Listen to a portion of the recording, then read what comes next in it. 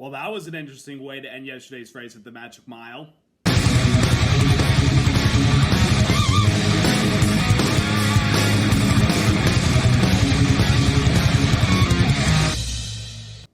Hey there, race fans. It's Race Day Top 5 with me, Frank 5. New Hampshire Motor Speedway up in Loudon, New Hampshire. It's the track where on the flat surface, it could provide a lot of opportunities to run different grooves in the turns, whether it be on the bottom groove or a little bit higher over the other groove. But it's also provided a lot of interesting moments. And yesterday certainly was one of the most interesting moments we've had at that track, running the rest of the race in wet weather tires. And one driver came out on top, sweeping the weekend. Let's get into all that went down at the Magic Mile. Number 1.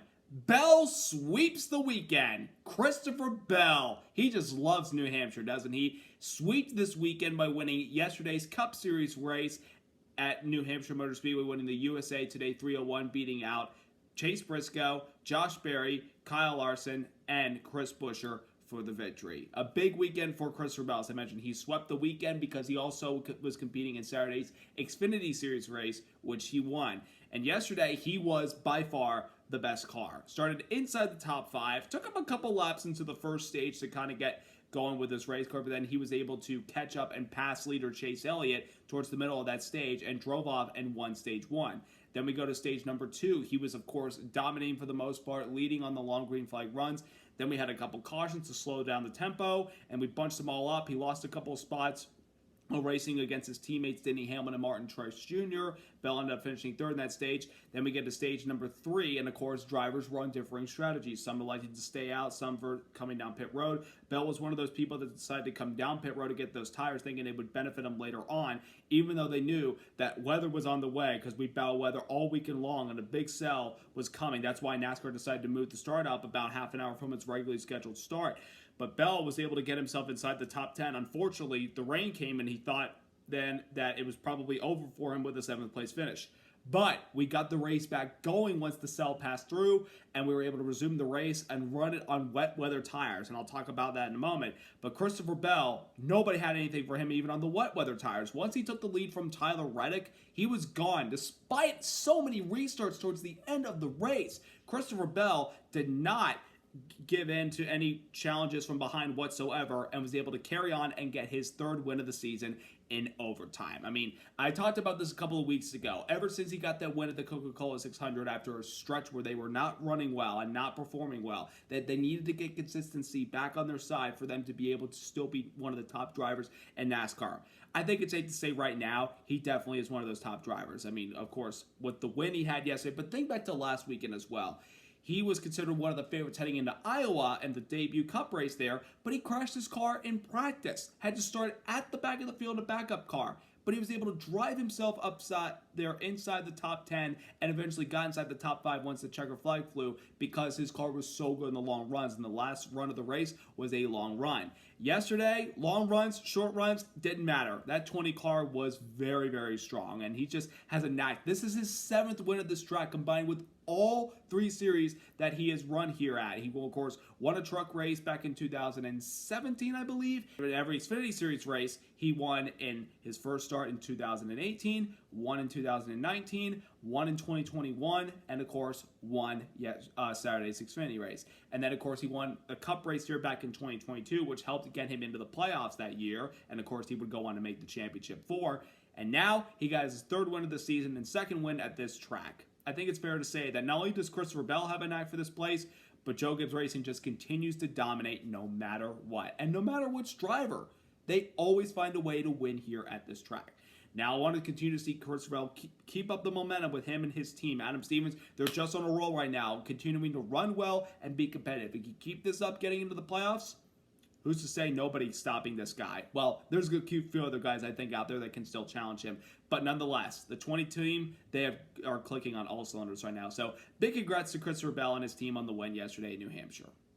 Number 2, racing in the rain. Well, kinda.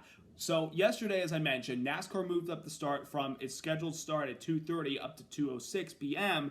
because we were battling weather. There was a big cell coming in from the upper northwest, and we were wondering, are we going to be able to get this race in? So we started a little bit earlier.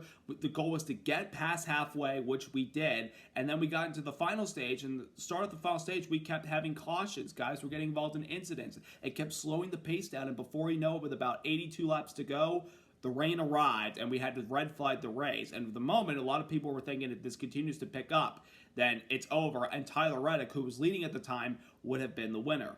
But the cell went by quicker than expected, and the heavy stuff was at the back end of it, which is typical with most storms. But once it blew through and we didn't have any more rain, NASCAR told the track drying officials, get started on drying the track. We're going to get this race back going, and we're going to run the race in wet weather tires. We've done this before. The start of the race at Richmond early this year, we were a little bit behind as far as drying the track. We didn't think we were going to get it completely dry, so NASCAR said, put on the wet weather tires and let's see how we do here. And the start of that Richmond race was so entertaining because guys were fighting multiple grooves, bottom, middle, high, looking for any amount of wet precipitation on the track that they could use to try to pick up pace and catch the guy that they were racing around or stretch a lead versus somebody else. It was a lot of fun to see that. Then, of course, once temperature got into the track, we put away the wet tires and we put on the slick tires. But yesterday, the rest of the race, we ran with the wet weather tires. When we got the race back going, everybody was using multiple grooves from the apron of the racetrack where you're using to come onto pit road or come off a pit road. They use that apron portion of the track. They use the bottom groove, the middle groove, even upper groove a little closer towards the wall. It was so much fun to see these guys looking for the spots that they felt like was best suit their cars, trying to find that extra bit of precipitation to go within the tires so they could still have that extra grip and pace. It was so much fun. Yes, guys are having a little bit of control with a little bit of handling problems with their cars, trying to negotiate, find those wet spots, but that's part of it. There were 4 and 5 wide in multiple portions of the track, in the turns, on the straightaways. It was so much fun to watch these guys. But once we started to get a little bit of temperature into these tires and onto the track, it started to dry up a little bit, and some of the NASCAR teams and drivers were lobbying for NASCAR, hey, we need to put on slicks. Let's put on slicks. But NASCAR said, don't even think about it. We're going to run wet weather tires the rest of the race. And when we had a couple incidents early on in the race, on those wet weather tires when we resumed it, guys were spinning out and they were hoping to come in and get a brand new set of wet weather tires. But NASCAR at the time said, no. We're going to continue to keep going until we see if there's a change on the track surface and change in the timing as far as lap times that the drivers were putting down out there. But I think NASCAR felt it was not enough to put on slicks, especially in the turns, because it was starting to get really wet out there. The straightaways was definitely drying up. As you could tell, it went from dark gray to light gray when it was started to dry up. But the turns, it was so dark, especially with the asphalt over there, you just don't know how wet it is out there. And like, there was a little bit of subtraction problems for some of those guys, especially when you got on the apron of the racetrack and maybe clip the paint section that separates the racetrack from the apron coming off of pit road. You get under that and you go around and you could collect a lot of guys. NASCAR felt it was not best for anybody to put on slicks at the end of the race yesterday. I understand some of the team's frustration and the driver's frustration, say, put on slicks, let us have the option to decide whether we want to run rain tires the rest of this race or dry tires, because they felt like it was starting to dry up. But NASCAR felt, because of how the track, particularly in the turns, was still a little bit damp, they said, don't even think about it, because if you put on slicks, you could go around and you could be whining about us. And this happened back in 2021 when it started to rain in turn 1, and Kyle Busch and Martin Truex Jr. both got in the wall. Busch was done for the day. Truex was able to carry on, but it's happened before, and we don't want it to happen again, to have a situation where everybody's going to the corner on slicks, and all of a sudden it's a little too damp and they start to lose control and everybody starts wrecking. We don't want that to happen. I thoroughly enjoyed the racing and the weather conditions towards the end of that race. I mean, a lot of guys did have some problems, but it definitely provided for some very entertaining racing. Perhaps the most interesting New Hampshire race I've seen in quite some time. And for all the fans that stuck around for that, I applaud you. And I do applaud NASCAR for waiting out the rain, letting it pass by, and then getting us back going with this wet weather tires. I thoroughly enjoyed the end of that race yesterday. Number 3, great runs for Briscoe and Berry. 2 Stewart-Haas drivers, Chase Briscoe and Josh Berry, came away with solid finishes yesterday, finishing 2nd and 3rd place in the race yesterday. Big results for those 2 drivers on a team that is going through a little bit of a change right now. Let's kick things off talking about Chase Briscoe, and his name's been in the news this week, and I'm sure it's probably going to be in the news tomorrow. Chase Briscoe came into New Hampshire Motor Speedway, a track that, he's been okay, but not the best at. He was really rough to start off the race yesterday. They were not really strong at the beginning. They nearly got lapped by Christopher Bell, but he was able to still hold the 20 car back and remain on the lead lap at the end of the stage. And we got into stage 2, kind of quiet, found himself in the top 20, which you think, okay, it's a decent result. And then he got into the top 15 by the start of the final stage. And when we got the race back going on the wet weather tires, Chase Briscoe was one of the fastest cars out there. He was able to pass guys, was able to work around whichever groove benefited him with there was precipitation and helped him with his tires to pass guys, and he found himself up in the mix at the very end of the race to try to win the thing. Unfortunately, being stuck in the bottom lane on the restarts at New Hampshire doesn't really bode well for you, where you spin the tires. There's not a lot of traction down there, and ultimately it hurt the 14 of Briscoe, and he slipped back a little bit, was able to still hold on to second place, which for the team that has struggled the last few races, not finishing well inside the top 10 or top 15, they needed this. A big shot in the arm for him and this racing organization going through a lot of changes. It's a big day for Chase Briscoe. And when I say it was a big weekend for him, well, Christopher Bell, the eventual winner of both races this weekend, on Saturday in a press conference, may have spilled the beans and previewing that Chase Briscoe is going to be the new driver at the number 19 car Joe Gibbs Racing in 2025 next year, because it's been rumored lately that he is the lead candidate to replace Martin Truex Jr. And Bell uttered the name Chase during the press conference. A lot of people were just like, oh boy. And Briscoe, the moment he found out, he turned off his phone saying, I don't want to know any of this. I'm not announcing anything publicly. I'm not confirming if it's official.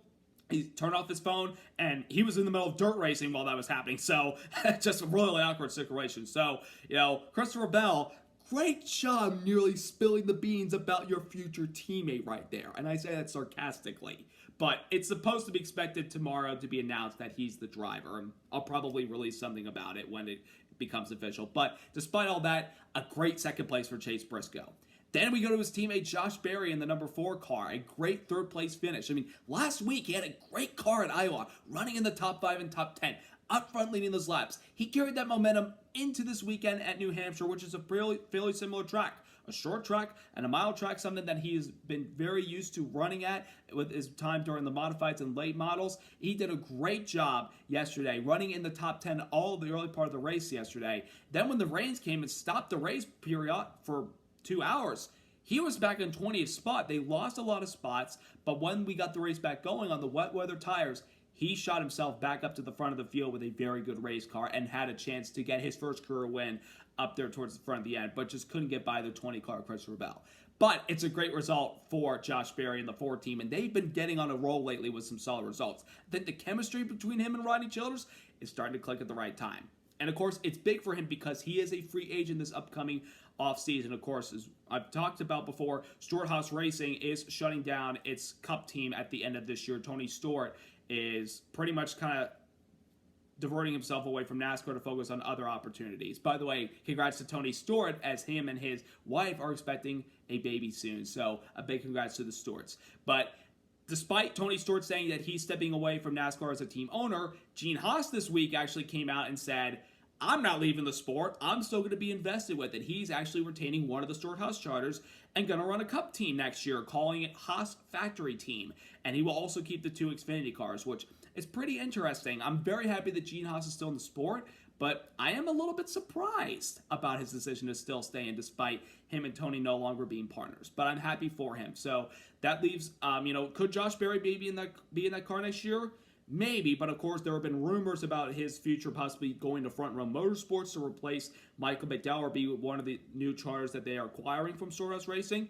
But now rumors surface that he could possibly be a candidate to drive the Wood Brothers car next year, because more likely Harrison Burton is getting the boot out the door after this year. And if you put Josh Berry and Rodney Childers together, because they said they want to be together, they go to that team next year, Wood Brothers car will be back up at the front where it's supposed to be. I can guarantee you that. But a big weekend in general regarding the future of Haas and NASCAR, and a big weekend for both young drivers, Chase Briscoe and Josh Berry, with solid results.